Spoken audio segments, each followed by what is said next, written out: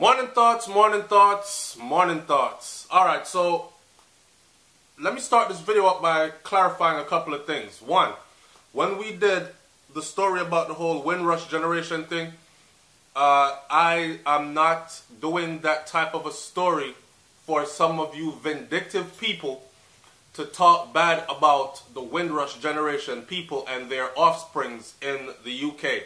So in other words then, we're saying to ourselves, in a good for stay in a white man country too long, like Mutabaruka said in his spoken word piece many years ago, right? That's a fact. With that being said, a lot of these stories, and I have a couple of stories here from the UK that I'm going to read off to you so you understand the plight of these people. The common factor with a lot of them is, yes, that they did not go and update their status back when. But I can also understand the fact that they were given indefinite stay, right? And the ability to actually travel on their own passport, return and come back whenever they please, right? With that whole system being changed and Britain pushing for this aggressive deportation factor, things changed for these people. It's not for us to laugh at our brothers and sisters that are experiencing this plight, okay? It's not for us to laugh at them. And some people, and let me tell you what's going to happen. What's going to happen is there's going to be a great divide, because a lot of these people are going to be given their indefinite stay eventually, and they're going to look at you or us and say, see, that's the reason why I actually never returned back to Jamaica, because when I was there, it was filled with nothing but bad mind and hateful people. And as soon as like they sit aside waiting for you to fall, and as soon as you trip, buck your toe and fall, everybody is applauding. Let's not be that crowd, okay? Let's be understanding of the whole situation. Now, reading off a couple of stories to you. Junior Green, he's 61. Junior says he felt betrayed because having lived in the UK since he was 5 months old, let me say this also. This is not something that affects only Jamaicans. This affected a lot of other Caribbean islands as well, from the whole Commonwealth diaspora. Got it? Alright. Having lived in the UK since he was 5 months old, Green visited his dying mother in Jamaica last year, but was refused readmission. He was eventually granted a temporary visa, but the delay in getting that visa meant that he missed his mother's funeral back in the UK. Now this is the story that I spoke about, which sounded a bit confusing. How did he visit his mom in Jamaica, but missed her funeral in the UK? So his mom was one of those Windrush generational people that she was sick. She went to Jamaica. She was in Jamaica chilling for a while. You know, took leave trying to get better, and she started getting progressively ill, more and more ill, right? So she decided, okay, I think I need to go back to the UK and get some proper medical attention. While she was in Jamaica and she was sick, the brother went down there to see his mom, right? While he went down there, he stayed with her for a while. She flew back to the UK. When she flew back to the UK, she passed away in the UK. He was still in Jamaica. I haven't been here in a while. Let me look around and familiarize myself like I tell everyone to do. Let me look around, familiarize myself. Boom, he gets the news. Hey, mom just passed, right? He tries to get back to the UK, could not get back in. Consequently, this is wickedness right here.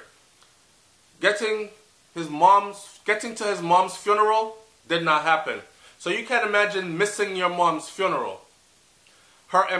His employer kept his job open, which lucky for him, because there are other stories, boy, I tell you. He says his mother's death and the surrounding turmoil, he was so depressed that he could not actually resume work. The man couldn't even go back to work and focus. Imagine your mom dying, you couldn't make it to her funeral, you just saw her, right? And now you're being told, hey, these papers say, eventually, he was already given his indefinite leave to remain in the UK. Imagine that.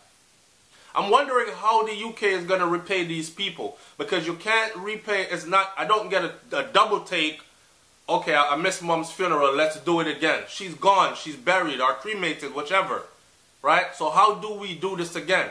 Or how do we dole out compensation for this type of a tragedy and this type of I won't even say mistake because this is not a mistake. Griffith joined her parents in the UK, another lady's story, in 1963. After 52 years, a job center employee told her she was an illegal immigrant, and because her passport was evidence of leave to remain had been stolen, she was unable to work or travel. Griffin could not visit her sick mother in Barbados, big up to my Bajan family, in 2016, or attend her mother's funeral. See what I'm saying to you? And without work, she got into severe or significant arrears then, meaning her bills backed up. She couldn't pay for her flat in London. She narrowly missed eviction because she had a bit of money saved up. She recently received her papers confirming indefinite leave to remain in the UK. Let me read one more story to you. Miller came from Grenada in 1966, age 9, on his brother's passport. Today, it seems unusual for stuff like this to happen, correct? Right. He was aware he needed to naturalize formally, but the process is expensive, and he was worried that he did not have all the documents that were required. He decided instead to avoid all contact with the state, which is a dumb decision. But Theresa May's apology this week and her promise that no one would be deported has given him the courage to try to resolve his situation. So, he's there. He has documents, right? But he wasn't sure if he had everything and they were going to dip him. So he was saying, you know what? Instead of taking that chance, I'm just going to lay low.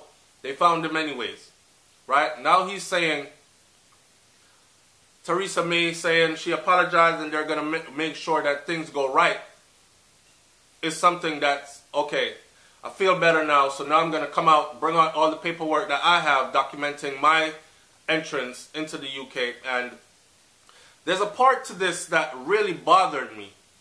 So there's a brother that passed away because he became severely depressed and developed a mental illness. You know, severe depression, once severe depression hits in, it requires medical attention, right? That's how people end up slipping over the edge, committing suicide. And us in the Caribbean, we look at it in another way and we say stuff like, obia them man, or the devil got a hold of him. No, it's a chemical imbalance in the brain that causes one to start to think in a certain negative mode that they can no longer control and switch back to positive in order to even save their own life, right? So there's a story about Dexter Bristol, 57, who passed away. Dexter got severely depressed. He lost his job. He lost his home. So you have people, imagine that, being homeless, being jobless, no way to provide an income, being denied medical care while homeless and jobless, and you're sick out on the streets. There's a story of one that got put out from the hospital, and because of his status, he got put out on the streets because his flat that he had, the people that owned the building said, well, we can't harbor any illegal immigrants here because we don't want to be fined that £10,000. So you got to go, mate. Put the man out on the street. So here he is out on the street, homeless, coming from the hospital. The hospital discharges him onto the streets. If you can only put your mind around this whole thing here. And the story goes on and on. I could make this video so much longer. Thompson arrived in Jamaica as a teenager in '73 to join his mother. After 44 years of working as a mechanic, he was denied cancer treatment when he could not show proof that he was in the UK legally. Despite Theresa May having said he would be receiving the treatment he needs, Thompson remains uncertain whether he will get the necessary radiotherapy that is needed. So, it all boils down to this at this point. How fast is Theresa May and her constituency going to be moving in order to rectify this whole situation that's been going on? Because the world sees it now. And we all see that it was wrong. They've admitted that it was wrong and they've apologized that it was wrong. But in the process of their apology, they must understand that there are people that they have placed in dire situations that are hanging on by a thread right now, that need to be dealt with right now as a service, as an emergency service. Right? Anyways, I'm not going to beat this out any longer. Check it.